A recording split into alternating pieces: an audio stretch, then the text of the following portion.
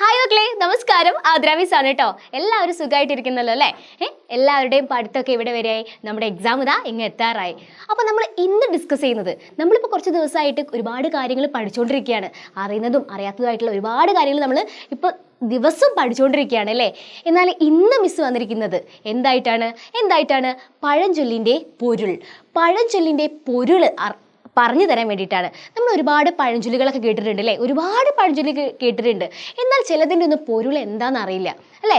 എന്താണ് അർത്ഥം, അത് ആ ഒരു പഴഞ്ചൊല്ല് കൊണ്ട് എന്താണ് അർത്ഥമാക്കുന്നത് എന്നുള്ളത് നമുക്ക് ആർക്കും അറിയില്ല. എന്നാൽ ഇന്ന് ഈ ഒരു വീഡിയോയിലൂടെ നമുക്ക് കുറച്ച് പഴഞ്ചൊല്ലുകളുടെ പൊരുൾ പഠിക്കാം. വാ. തലയ്ക്കു മീതെ വെള്ളം വന്നാൽ അതുക്കുമീതെ തോണി. ഒരു പ്രശ്നം വന്നാൽ ആ പ്രശ്നത്തിലൂടെ തന്നെ അതിനൊരു പരിഹാരവും ഉണ്ട് എന്നതാണ് ഇവിടെ ഈ ചൊല്ലുകൊണ്ട് അർത്ഥമാക്കുന്നത്. ഇത് ഒന്നാമത്തെ പഴഞ്ചൊല്ലാണ് കേട്ടോ. രണ്ടാമത്തത്, അകത്ത് കത്തിയും പുറത്ത് പത്തിയും. പുറമേക്ക് മാന്യവും സ്നേഹപൂർണവുമായ പെരുമാറ്റം, ഉള്ളിൽ വിദ്വേഷവും വെറുപ്പും ദ്രോഹബുദ്ധിയും വെച്ചു പുലർത്തുക. നമ്മളോടൊക്കെ നല്ല രീതിയിൽ പെരുമാറും, പക്ഷേ അദ്ദേഹത്തിന്റെ മനസ്സിൽ നമ്മളോട് എന്തായിരിക്കും? വിദ്വേഷവും ദേഷ്യവും ഒക്കെ ആയിരിക്കും എന്നാണ് പറയണത്. അടുത്ത ചോദ്യം, മഞ്ഞപ്പിത്തമുള്ളവൻ കാണുന്നതെല്ലാം മഞ്ഞ.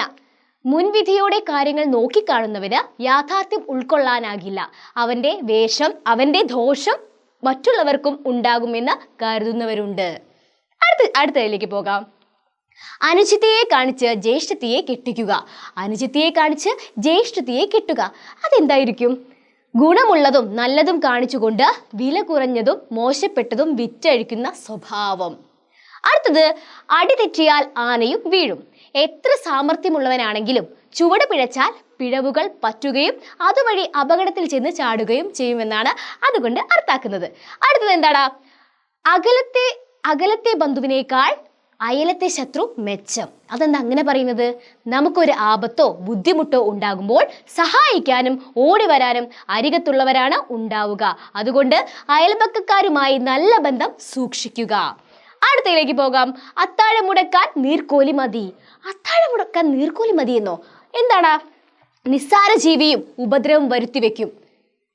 വലിയൊരു സംഗതി അട്ടിമറിക്കാൻ ഒരാളുടെ ദുഷ്ടപ്രവൃത്തി മതിയാകുമെന്നാണ് അതുകൊണ്ട് അർത്ഥാക്കുന്നത്.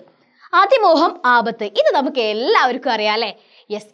ആവശ്യത്തിനപ്പുറം മോഹിക്കുന്നതും അതിനുവേണ്ടി പരിശ്രമിക്കുന്നതും ഉള്ളതും ഇല്ലാതാക്കി എന്നുവരും.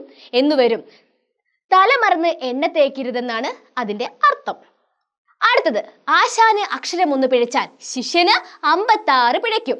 മാതൃക കാണിക്കേണ്ടവർ തന്നെ തെറ്റ് ചെയ്താൽ മറ്റുള്ളവർ അതിലേറെ തെറ്റുകൾ ചെയ്തു കൂട്ടുമെന്നാണ് അതുകൊണ്ട് അർത്ഥാക്കുന്നത്. അപ്പൊ നമ്മൾ ഇന്നത്തെ ഈ ഒരു വീഡിയോയിലൂടെ എന്തൊക്കെയാ പഠിച്ചത്?